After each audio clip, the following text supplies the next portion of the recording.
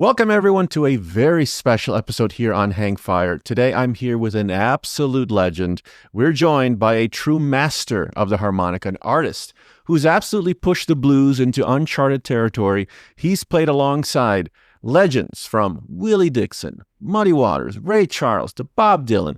The list goes on and on. And of course, you've heard his unforgettable harp on the Stones' classic Miss You and Some Girls, among many others. With a career spanning the streets of Harlem, playing with the legends, Grammy wins, and an incredible discography of solo albums, he's been called the Jimi Hendrix of the harmonica. It's my pleasure to welcome live from the Sugar Blue Music Room in Shanghai, none other than Mr. Sugar Blue himself. Sugar, nice to see you. Hello.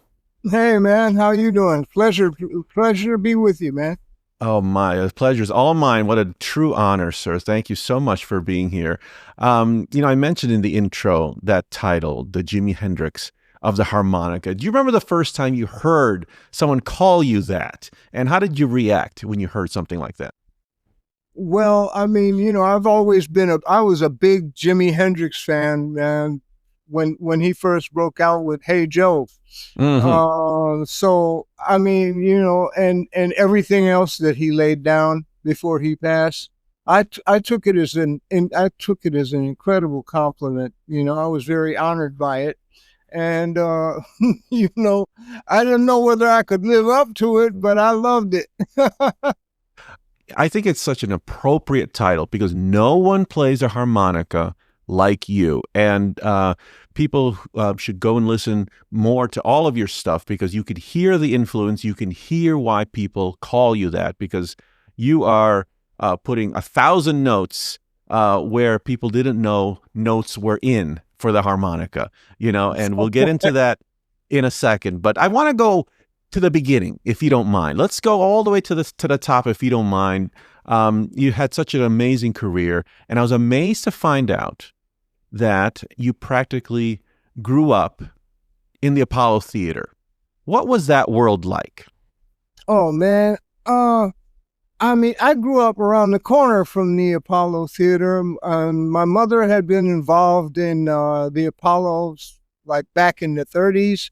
So I knew lots of the old school musicians, and I had always wanted to be a musician from as far back as I can remember. I remember I wanted to be a drummer, because I love the sound of the cymbals, and which I called spinjas. I want to play the spinjas,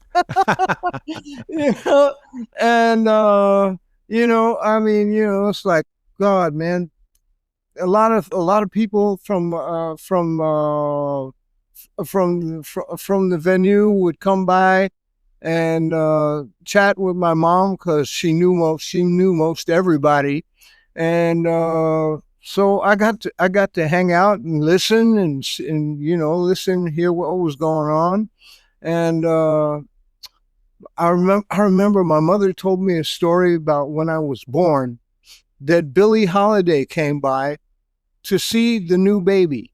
All right. And she said that I threw up on her. She had just fed me, and I deposited some pablum on her silk brocade dress. Right? And she wore a corsage in her hair, and there's a photo of that corsage right here on her dress. That's where she covered up the mess I made, That's amazing. Oh my God. So you left quite an impression on Miss Holiday. Oh yeah, I guess. I wish I could remember it. I just remember it from my mom telling me about it because I was maybe not less than a month old. My God. But that goes to show that you were in the heart of music and culture in New York City at that time. If Billie Holiday was coming by to visit, your mom and to spend time with you, I mean, that's an incredible neighborhood and an incredible epicenter of music at Oh that time? man, Harlem was jumping, man. It was jumping even back in the even back in the 50s, man. It was jumping. I mean, it didn't start slowing down until the 60s and 70s. You know what I mean? Mhm. Now, in my mind, because you have to take me back, I mean, into that world, like in a time machine. I mean, are you hearing music as you're walking down the street, coming out of windows, coming out of these nightclubs? I mean, was it that prevalent where the music, you were just swimming in it? Oh man, you know, like there was a place around the corner from us called Bobby's Record Shop. Now, Bobby's Record Shop, I mean, he recorded some incredible musicians, B. Brown, and let me see. Oh my goodness. Oh, quite a few. Buster Brown, yeah, that was Buster Brown, and they recorded. Oh man, I can't remember the names of these artists, but the cat that eventually started Motown learned from Bobby. Gordy. Yeah, Berry Gordy. You know, Berry Gordy Whoa. was, you know, was a part of that whole scene back in the 50s, early 50s, and yeah, man, the music was jumping all the time, man. And I would go and hang out at I'd go and hang out at that record shop because he was playing all of the hits, you know, everything, and a lot of the old school stuff, you know, old school blues stuff, you Hmm. know, and because he had recorded a lot of that stuff, Hmm. you know. And so So the old blues stuff, we're talking like Little Walter. It's going to be that Sonny Boy Williamson, like that kind of those cats. yeah, man, all kinds of music, man. I mean, from the early blues and to you know, and a lot of the jump blues and jazz, you know, from the 30s and 40s, and I got quite an education in Bobby's record shop. I bet you did, and that was probably the beginnings of the seeds being planted for you. And the story goes, your aunt gifted you your first harmonica.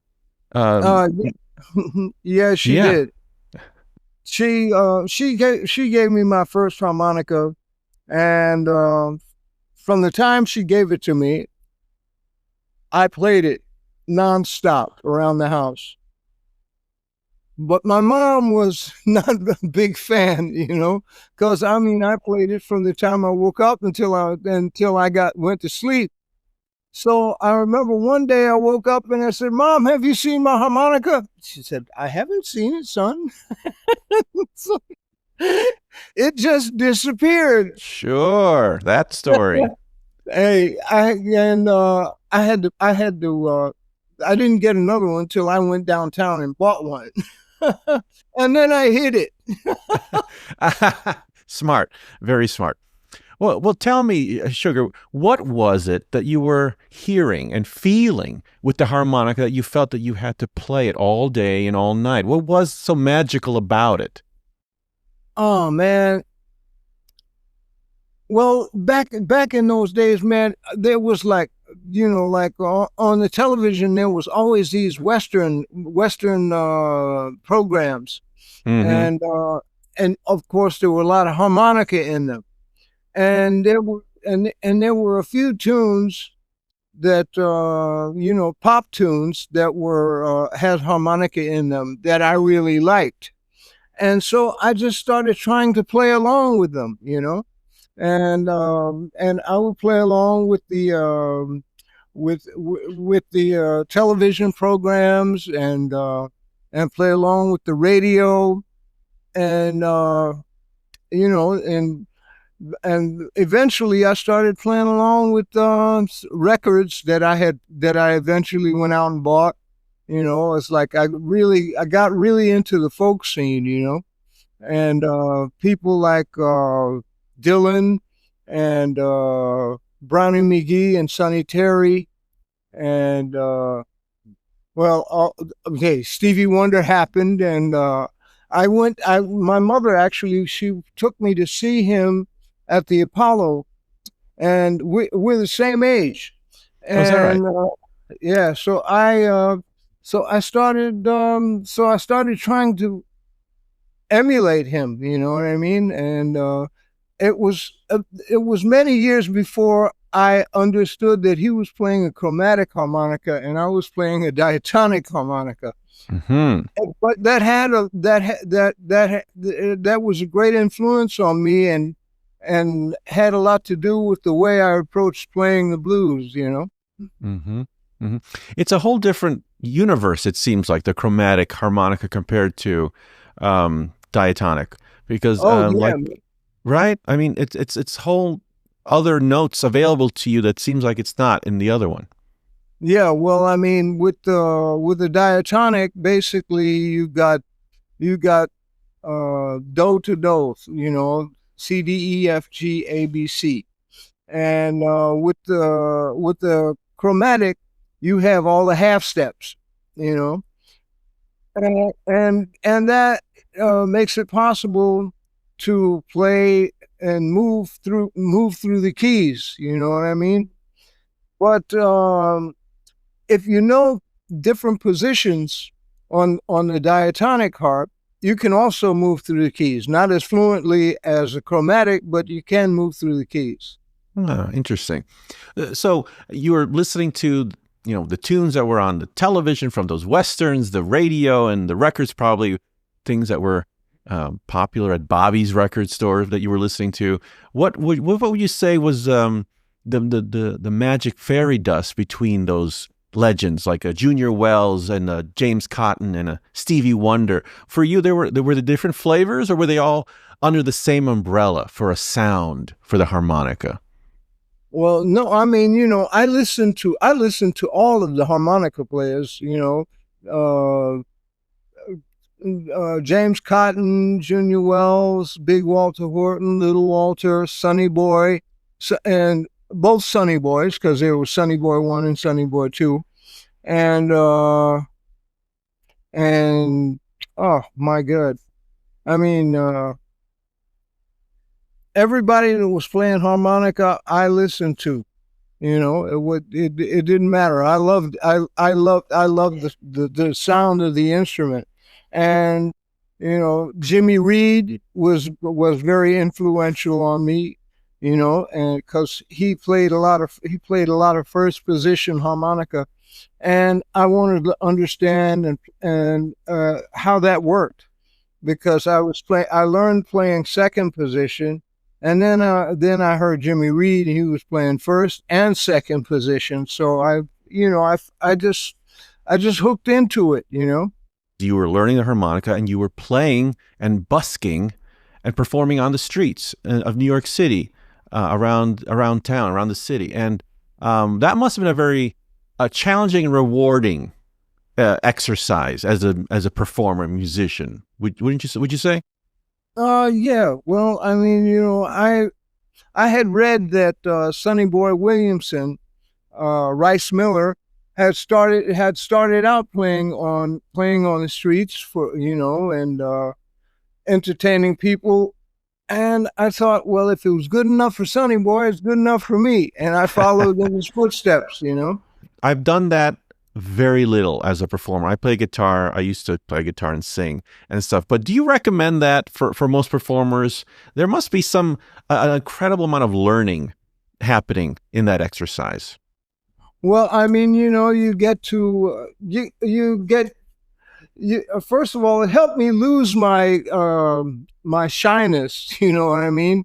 Um, and you get to learn how to communicate with an audience. You know, and what's great about it is that if you're on and you're really performing and people enjoying it, people stay.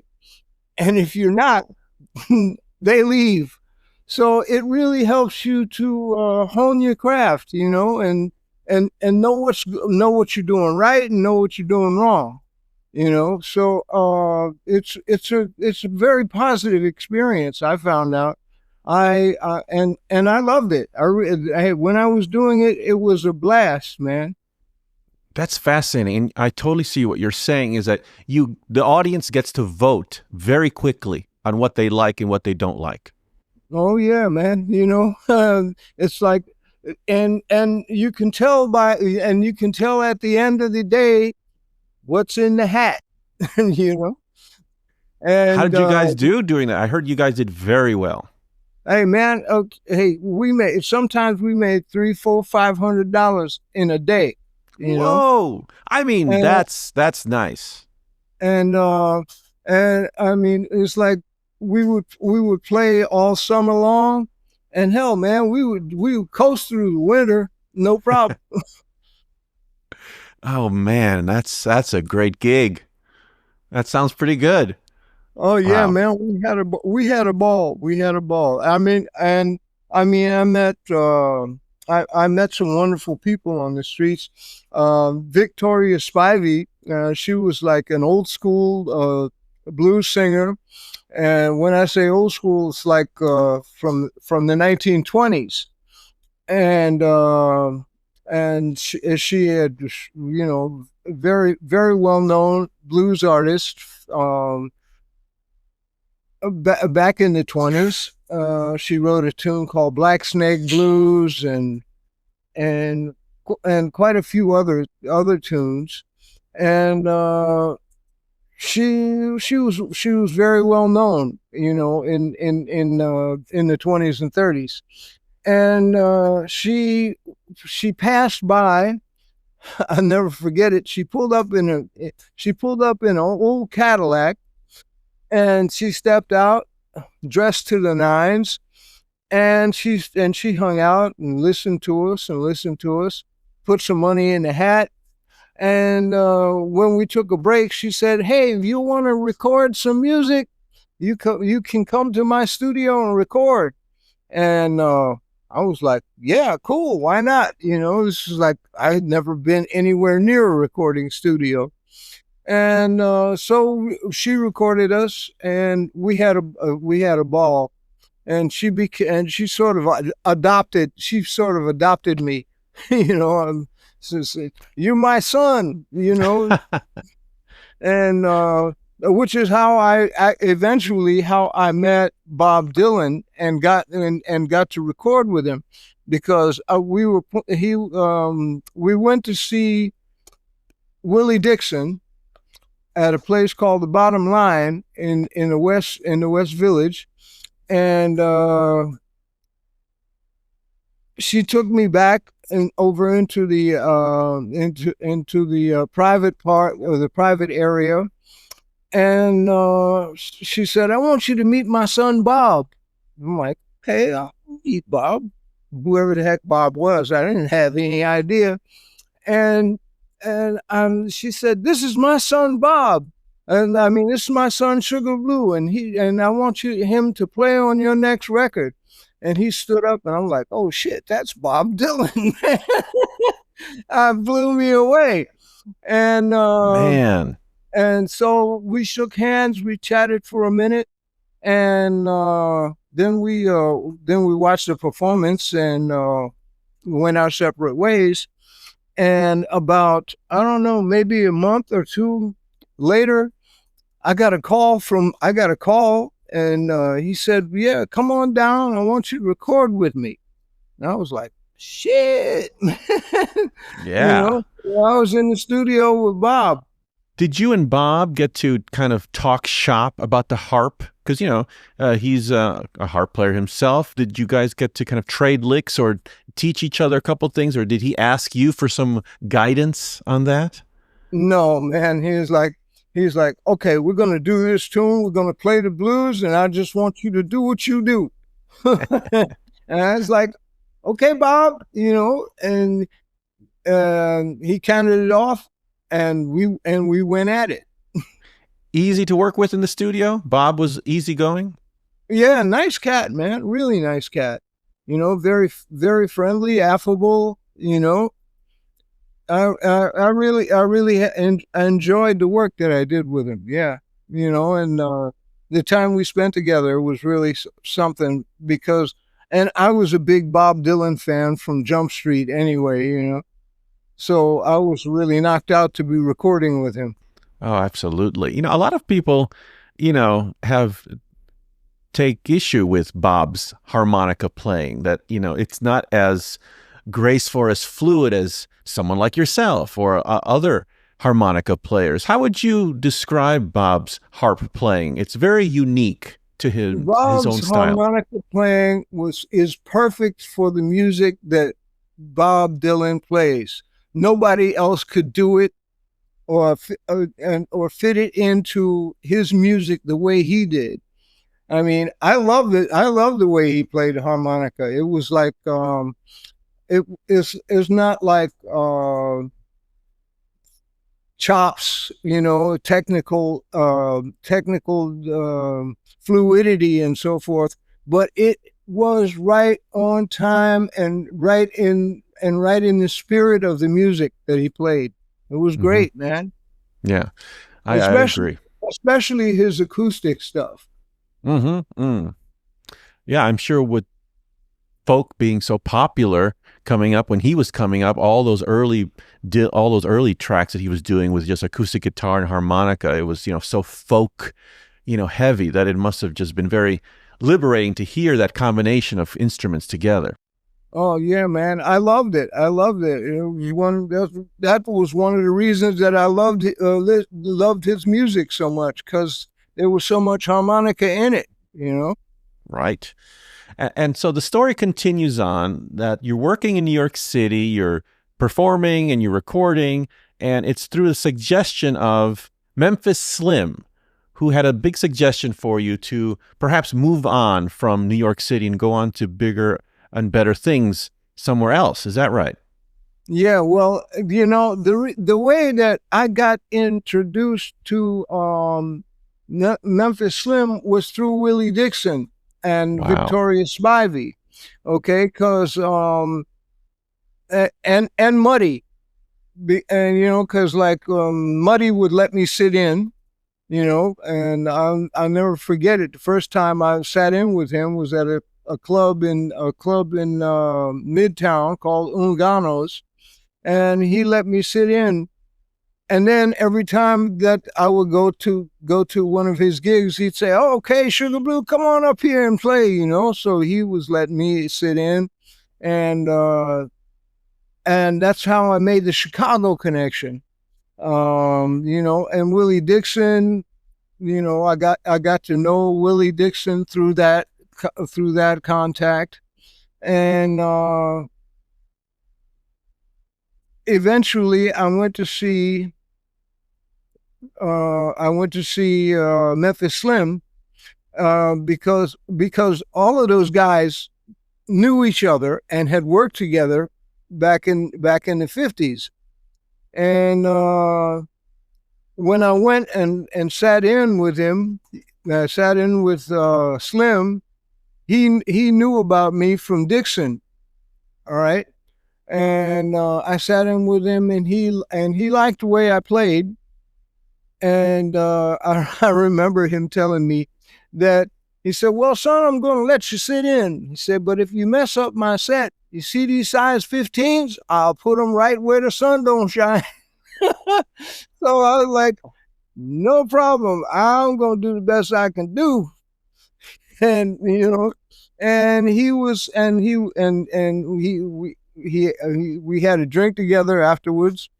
And I asked him, I said, "Man, they loved Sonny Boy and whatnot over there. And what do you think about me going over to France?"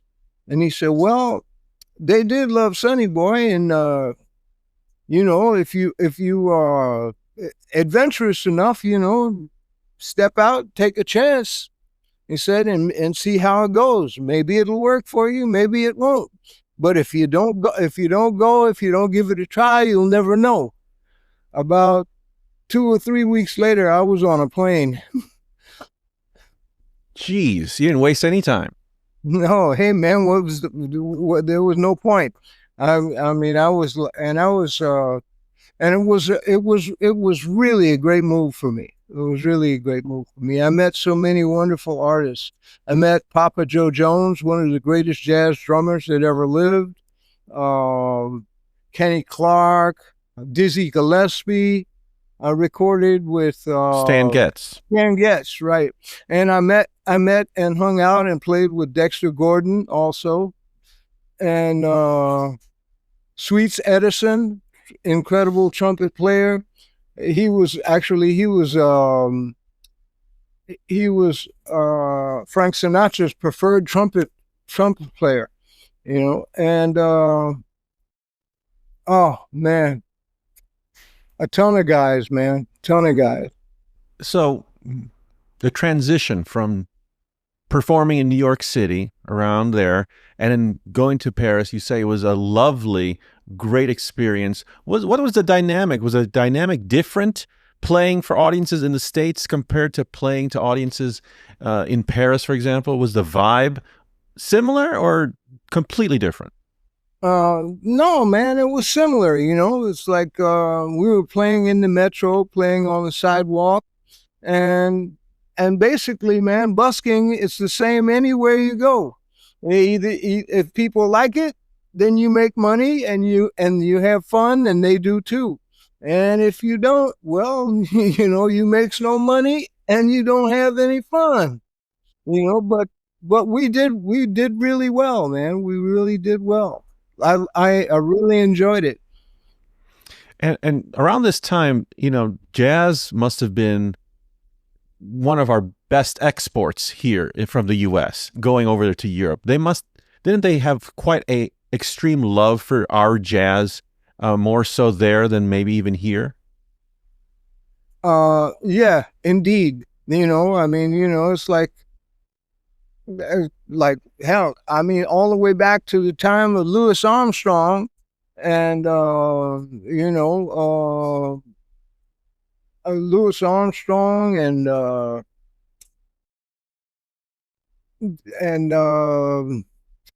Miles Davis, yeah, Dizzy Gillespie, all of these cats, man, went over, and they made a living, and had a life, and were appreciated far more in Europe than they were in the States. Oh yeah, man.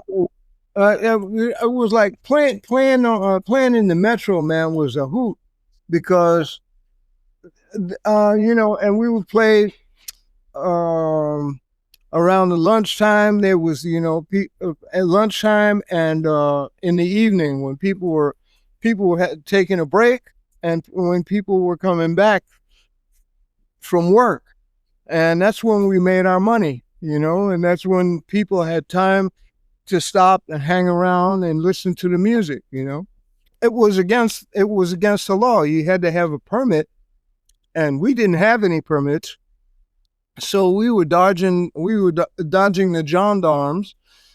And, but the people would be looking out for us, and say, oh, le flic. And the first time I heard le flic, I was like, le flic? What? Somebody want to take a picture? Flic? And then, well, hell, when the cops showed up, then I understood flic meant the gendarmes, Oh, and dear.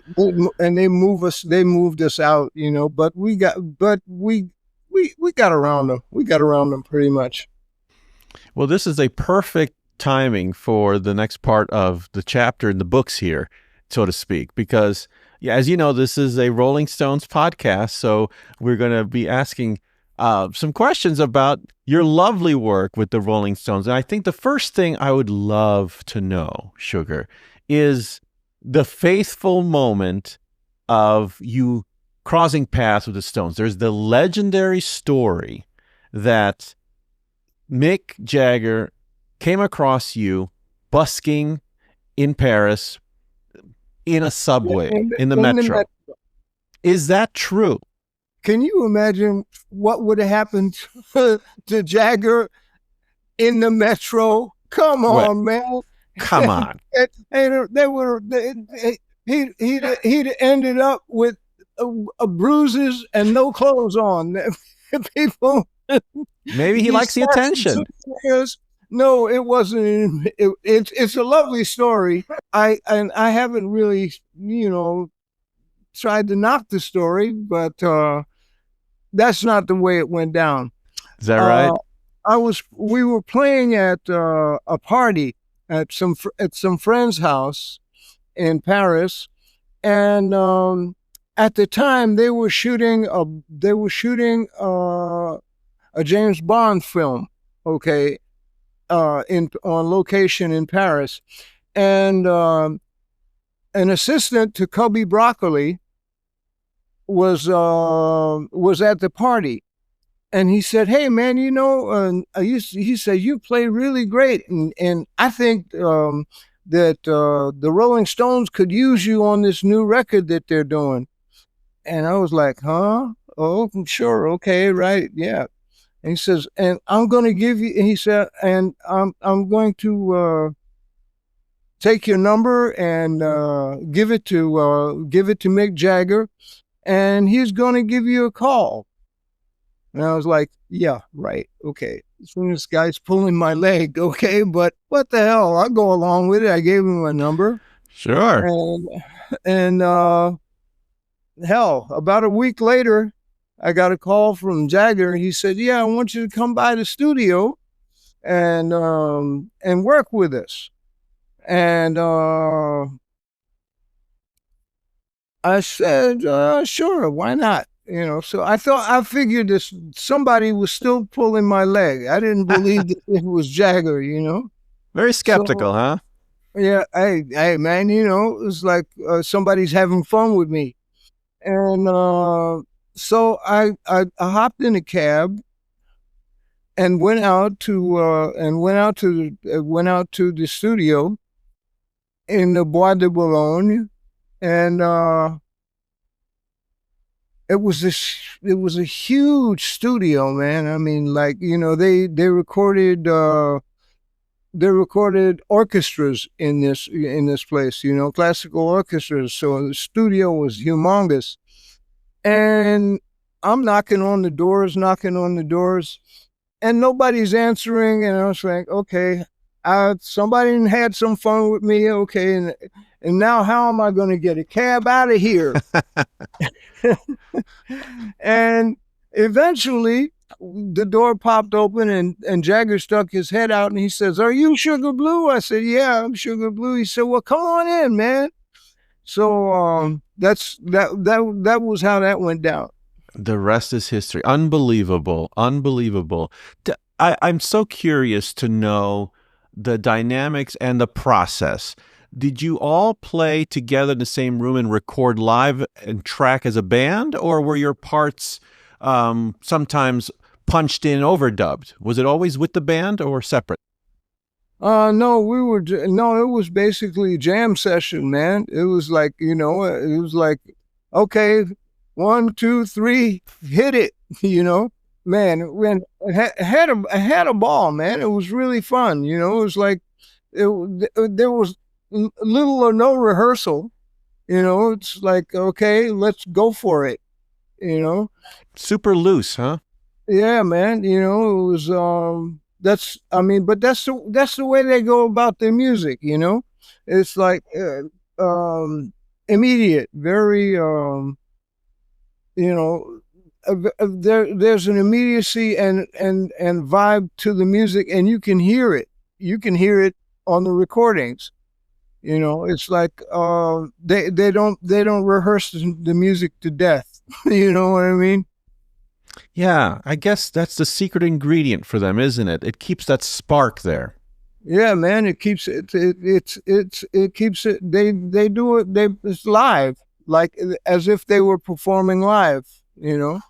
So and you can feel that vibe go down on even in the records. So that's what's and that's really cool, man. Yeah. You graced a few of their tracks with your wonderful work. Of course, everyone likes to quote "Miss You" as one of the most memorable moments. Do you remember jamming on that song? Was that just one of many songs that they were throwing at you and you found out later, oh, hell, they made a song out of that? Yeah, man. It was like Miss You. It was like, okay, hit it. Okay, this is the here's the part that I want you to play, and then solo, do what you want to do, and that's the way we cut it. And it was live, man. Yeah. Well, actually, I did add something to it because I helped out with the riff. You know what I mean? You did. They, yeah, I did definitely did. And oh, and there's another song that I practically wrote the song. Is Down in the Hole. If you've Yes, off Emotional Rescue. Absolutely. Yeah, yeah, I remember because I was practicing I was doing some practice in in Studio A, and they were working in Studio B, and Jagger was listening into what I was doing, and he said, "Okay, I like that. Come on, let's do this. Let's record it." And so we recorded it, and after we recorded it, and we did it live, and it came out really great. And I remember Woody said, "Hey man, you wrote the song. You wrote that song." He said, "Because what you played is what we played around. Everybody else played around your stuff." And I was like, "Oh yeah, really?" He said, "Yeah, I'm glad you." He said, "Yeah, but you're not going to get any. You're not going to get any credit for that. You know that, right?" And I was like, "Okay, Woody, then why in the hell did you tell me?" He said, "I just wanted you to know." It's a nice thing to know, but it would be nice to get a little, Yeah, you know. but c'est la vie. It was it was an experience. It was an experience. I really had fun. Do you think that there was a bunch more tracks that you did that might be still on a shelf somewhere in a vault that have you on there? Yeah, there was another track. It was really a kind of like a country western tune, which I think it finally made it to one of the records. I can't remember. Don't Be a Stranger, it was called, I think. Yeah, and actually, I just played I played the intro. I played the intro to the song, and I didn't play anymore. It was like, okay, the guitar's got this. And it was really, and actually, when I listened back to it, I was like, shit, I should have played some more on that tune. But what I did was cool. It definitely uh, helped the song take off. Was it very much a band kind of vibe in the room? The dynamics of the guys, they were all fun and easy to go along with as musicians. You didn't notice any kind of dramas or things going on between the members or anything like that. Nah, not necessarily, man. It was like though I remember at some point, Jagger was very reserved, and Keith and Woody were over the top. You know what I mean? They were, and they were, they were having fun. Okay, and I guess Jagger was trying to keep it grounded, because it was party central in there, man. Someone's got to keep it focused. Yeah. I see. Before we move on to your solo work and your fantastic albums, I do want to go back a little bit to another name you mentioned before. But if you can talk a little bit more about Willie Dixon, because Willie Dixon to me is like this underrated figure in music. I mean, he is not only one of the most prolific songwriters in blues, but a monster bass player and just an all-around secret weapon. A&R man, talent scout, organized concerts. Uh, you know, I mean, without him, the American Folk Blues Festivals would never have happened. Wow, amazing! And what did he have any idea, at least from the music side, what he contributed to pop music? Because he recorded on bass on so many iconic songs, like all of Chuck Berry's Chess records, a lot of them. That's him playing bass. He wrote all these blues standards now, like My Babe and Hoochie Coochie Man and I Just Want to Make Love to You. Did he have any idea the amount of gold he left in music? Did he have any idea of that? Dixon knew who he was, and he knew what he had done for the music. He was definitely aware.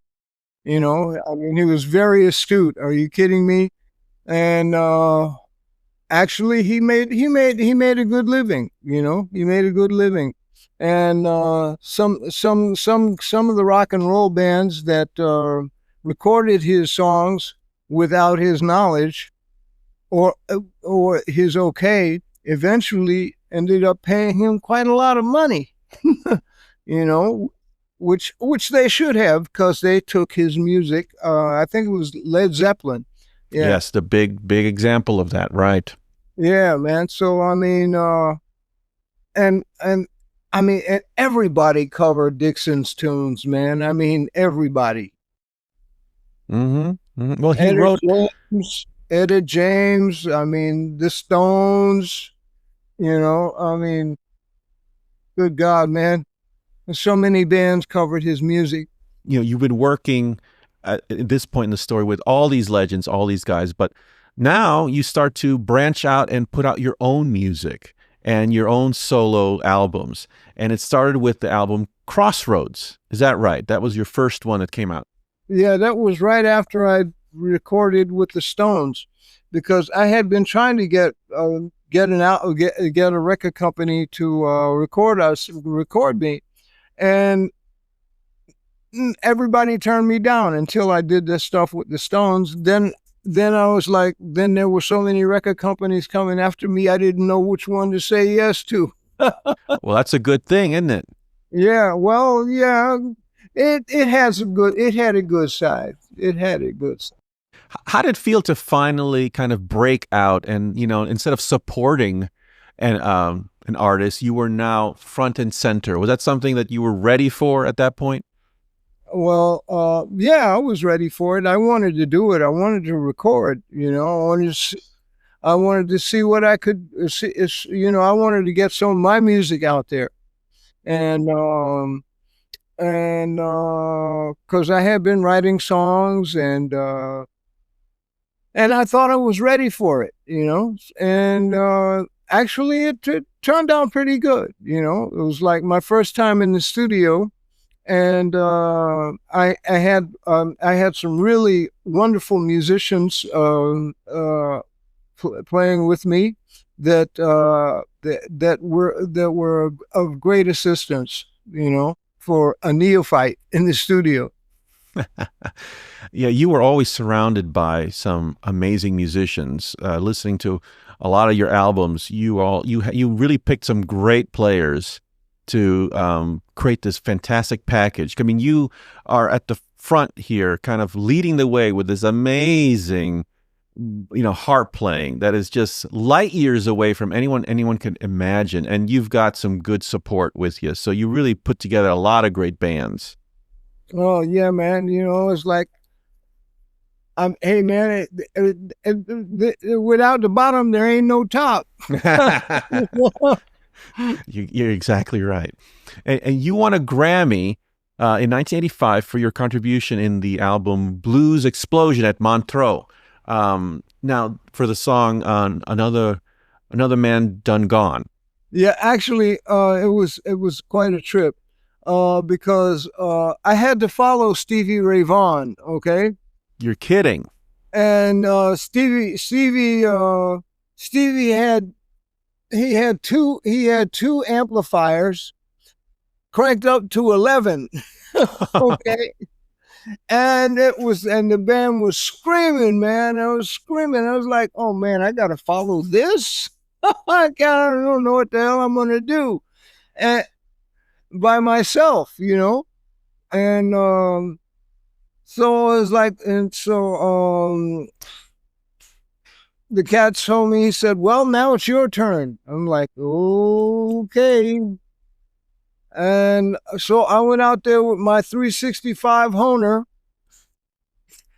and I did Another Man Than Gone, which was a tune by Elizabeth Cotton, an old tune by Elizabeth Cotton. And hey man, I blew my heart out, man, because I was doing the best I could, and and it worked out. It worked out pretty good, They Heck they yeah. they included it on the album, It was like Coco Taylor was on the record, um, and quite a few other notable musicians. And it won the Grammy. It won the Blues Grammy that year. So that's an amazing thing for me to piece together in this puzzle, because when I listen to your performance on that album, it sounds like you're putting it all there. You're leaving nothing behind. And to know that you followed Stevie Ray Vaughan, so that must have been, gearing up some energy in there for you to really just deliver and lay everything on the stage, isn't it? Yeah, man, it was like, and I mean, it's like that tune was inspired by Sonny Boy, because Sonny Boy did a lot of solo harmonica, and he was my inspiration for that tune. I can totally hear it in the shapes and the attacks, especially the rhythmic part, up. There's a heavy rhythm there, and I do hear Sonny Boy in there. So it's nice that you're quoting your legends in that piece. Yeah, hey man, it's like everybody comes from someplace, and to come from Sonny Boy is a good place to come from. So did you expect to actually win the Grammy? Sure, I bet you did. No, I didn't, man. Actually, it was really funny because when I was living in Chicago at the time, and they delivered a letter to me that said that we had been selected nominated for the Grammy, and I was like, oh, that's really nice, and I put the letter in the drawer and forgot about it. It was like, yeah, right, sure, we're gonna win the Grammy. Nah, not in a million years. And I remember at one point about 2 or 3 o'clock in the morning, a friend of mine called me, and he said, "Blue, you won." I said, "Won what? Won what?" He said, "Man, you won the Grammy." And I was like, yeah, that's really nice. And I hung up, and I was like, and then and I went to sleep, and I woke up and I said, somebody told me we won a Grammy. So I called him back and I said, man, are you pulling my leg or what? And he said, no, man, y'all won. I was like, I was over the moon, man. I was blown away by that. I bet. I'm going to use your trick from now on. I'm going to be skeptical anytime something cool happens to me, and then it'll happen to me. Like it's like, hey, it's like, because I was, my thing was like, oh, I'm not going to sit around and worry about this shit. If it happens, it happens. Right. Another favorite album of mine of yours is, I think, came out around 1995. It's called In Your Eyes. I love that album. And it's an amazing collection of music because, I mean, first of all, not only are you doing blues in a lot of your music, obviously, but you're introducing a lot of jazz and a lot of, complicated, complex compositions. And again, people are going to be amazed to hear, the harmonica handle all these different, modulations and these key changes and things. And it was very impressive for me to listen to that. And it made me wonder, how long does it take you to kind of hear a track? Or I mean, obviously you've written these, but to find a part, to find a vibe for your harp playing, does that take a couple passes, or do you kind of go through it and do a lot of prep work beforehand? How does that work for you? Well, that was like In Your Eyes was like it was like kind of like a tone poem, man. You know, it was like Moto Aki and I, who was the guitar player on that track, and I just worked it out. And he laid down the guitar parts, and the bass player laid down the bass parts, and with the drummer, and I later came in and put my harmonica parts to the track, because I had thought about it and I said, okay, this will work, that'll work, and that's the way we put together that tune. Well, it's one of my favorite songs, and the album itself is very got a lot of styles on it. I mean, there were parts of it with the horns that sounded like I was listening to "Birth of the Cool" by Miles Davis. All of a sudden, I mean, it was. It's a great trip, and so it's one of my favorites. But you've been very prolific over the years with solo albums. You've been putting them out very consistently. Your latest one was in 2019. Called Colors. What can you tell us about this last album? Oh, Colors, man. Let me see. Yeah, this one. Yeah, beautiful. Yeah, man. Yeah, there's some really nice tunes on there that I really got into. I was like, I cut a Beatles tune, which I've always wanted to do. Yes, I heard that. Day Tripper. Now, Junior Wells was the one that said, "Hey, man, you got to do this tune," and he was very influential on that, because actually he did a recording of Day Tripper, and they never put it out. You're kidding. Yeah, and I was like, "Oh, okay, well, I'm gonna do it, and I'm gonna put it out." Sure. And then the recording with South Africa, "We'll Be All Right," with a group from South Africa called Africa Rees. That was really wonderful. That was really a wonderful song that Larry and I wrote together. And we got the South African choir to sing on it. It was really beautiful. I really liked it a lot. Yeah, I understand that the album was recorded in various places around the world, a very international kind of production. Yeah, we cut tracks in Shanghai. We cut tracks in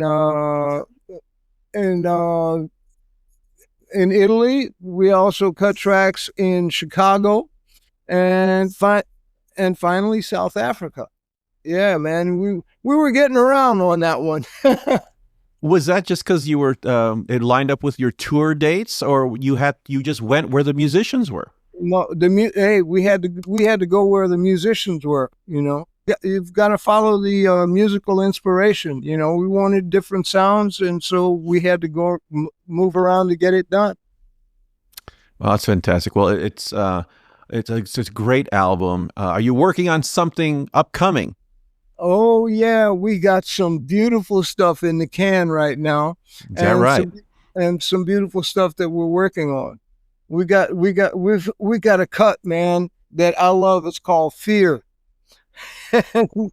And it's different. It's very different. I think you might like it. Yeah, I know I will. I will. Yeah, and we've got we got some stuff. I mean, there are some Chinese musicians playing the erhu. Really? And we got a girl playing guzheng. which is kind of like the Chinese harp. And it's going to be different. It's going to be interesting. Man, but see, Yeah, and we're going to have the South African choir again. It's going to be hot. I'm not surprised, man, because I've noticed with your albums, you're always doing something new on each coming album. There's something that makes it unique from the last album, and it just gets better and better. So I'm not surprised that this one's even going to be hotter than the last one was. Hey, man, we doing the best we can. Oh, as we wrap up here, we're speaking to you you are in Shanghai right now, in specifically the Sugar Blue Music Club in Shanghai. Can you tell us about that wonderful space? Well, this place. It's incorporated in an organization called One Dream. And there's a music studio and dance and performance art, and they wanted to make Tiger wanted to make a music club, and so Ilaria is the one that organized all of the photographs and put everything up on the walls and organized the whole bit. Yeah, it worked out beautifully. It worked out beautifully. Wow. So people who are in the area should definitely stop by and enjoy the sights there. I understand that you also have some memorabilia at the Rock and Roll Hall of Fame in Cleveland. Some of your stuff is there too. Yeah, yes indeed. Whoops, the harmonica that I played on Miss You. I got to tell you this story, man. It's a story that I haven't told often, but it happened. So I gotta lay it on you. Yeah, please. This was in Paris, and I went to a gig with Count Basie. Okay, Count Basie and Ella Fitzgerald. Oh my God. And man, it was beautiful. Beautiful. The venue was called the Salle Pleyel. And so I'm backstage with Sweets Edison and Michael Silva, great drummer that used to play with some beautiful people, And at the end, the last song, Count Basie says, "Hey, would you like to sit in with us?" And I'm like, "I'd love to sit in with you, but I don't have a harmonica." No. Man, I swear to God, man, it was like, it's one of the things that I regret most in my life. And I remember Michael Silva said to me, he said, "Man, you know what? Do you know what a musician that doesn't bring his instrument to a gig is? Do you know what it is?" I said, "No, what?" He said, "Asshole." Man, I was mortified, man. I bet. It definitely went down that way, man. I was like, oh, that's one of the few regrets in music that I have. Oh Lord, you didn't get to meet Duke Ellington at some point, did you? No, I never met Duke. Never met Duke. No, that would have been a great pleasure. I met Sun Ra. Oh, what was he like? Oh man, Sun Ra. He was incredible, man. It was beautiful. I got to sit in with him, jam with him, and at the time I was AWOL from the Army. Okay. Oh. And after we finished playing, he said, "I want you to join my band. I want you to join the orchestra." And I was like, oh man, I'd really love to, but I can't because I'm absent without leave, and I don't think you really need that kind of you don't need that in your band, you don't, because the feds were looking for me, Oh dear. So I was like, yes, that was that. Yeah, those are two. Yeah, yes, the second thing that I regret most of all, that I couldn't say yes to Sun Ra, man. Oh But my God. it was really a great pleasure to play with him.